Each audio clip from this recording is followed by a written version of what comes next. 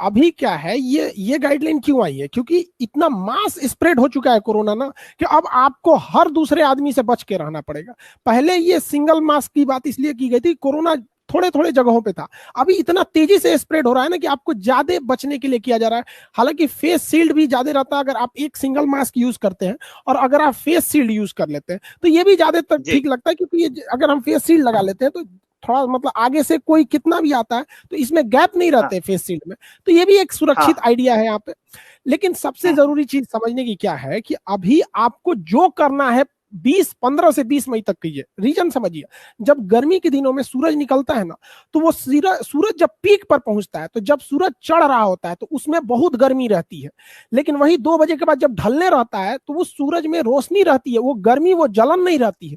But वही होता है कोरोना के साथ, जब ये पीक पकड़ रहा होता है ना तो बहुत पावरफुल रहता है, बहुत हाईली पावरफुल रहता है। और जब ये पीक से डाउन होता है ना, तो आप ये मत देखिए कि मरीजों की संख्या डाउन हो रही है, वो कोरोना की ताकत भी डाउन होती रहती है। तो अगर हम पीक जी। में पकड़ा गए, इधर पकड़ा गए, तो फिर समझिए कि बहुत दुर्दशा होने वाला है। और डाउन के वक्त में पकड़े जाएंगे तो फिर हमारे मतलब क्या बताएं कि बहुत जल्दी आराम हो जाएंगे। आप खुद समझिए कि भारत में सितंबर में पीक आया था, पिछला जो 2020 वाला था, 97,800 के लगभग केस आए थे।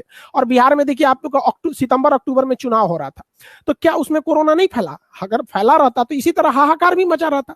लोगों को लगा कि नहीं बिल्कुल। चुनाव, बात यह है कि उस समय जो बिहार इलेक्शन था वो कोरोना के डाउन फॉरवर्ड पोजीशन पे आया था, वो उतना घातक नहीं है। और जो बंगाल इलेक्शन है ये एकदम फॉरवर्ड पोजीशन पे पकड़ा गया है, तो एक बड़ा इसलिए ये कारण आप ज्यादा खतरनाक इलेक्शन है। को मान, ये बड़ा आप हाँ, कारण मानते हैं कि इलेक्शन एक बड़ा कारण है? सर आपको बता देते हैं, गवर्नमेंट को नवंबर दिसंबर में ही आगाज कर दिया गया था कि ये सेकेंड वेव आएगा, बहुत घातक आएगा।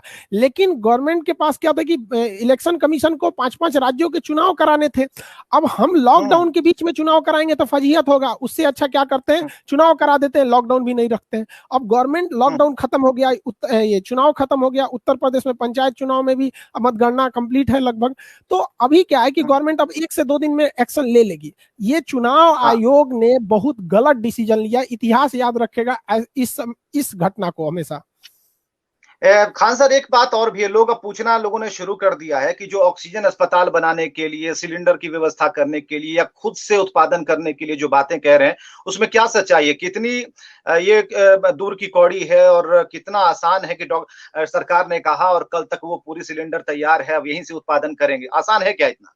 सर बहुत आसान है, लेकिन हम लोग जगे कब? अब बताइए, हम लगभग 10-15 दिन पहले के वीडियोस में हमने बोला था कि इंडस्ट्रियल उसको हटा यूटिलाइज करना चाहिए, नाइट्रोजन प्लांट को ऑक्सीजन प्लांट में कन्वर्ट करना चाहिए। बहुत सिंपल होता है, जो नाइट्रोजन गैस बनती है ना वो ऑक्सीजन को छोड़ देती है। तो हम ये थोड़ी कह रहे हैं हाँ। कि आप नाइट्रोजन मत बनाइए, जो ऑक्सीजन छोड़ रहे हैं उसको वहां रोक लीजिए और उसका यूज कीजिए। अभी क्या है कि हमारे पास ऑक्सीजन की कमी नहीं है, हम आपको पहले भी बताते हैं। हमारे पास ट्रांसपोर्टेशन और उसको किस तरह से यूटिलाइज किया जाए इसका कोई सिस्टम ही नहीं है। जो ट्रेन चल रही है ना ऑक्सीजन एक्सप्रेस में, वो ट्रेनें लेट चल रही हैं।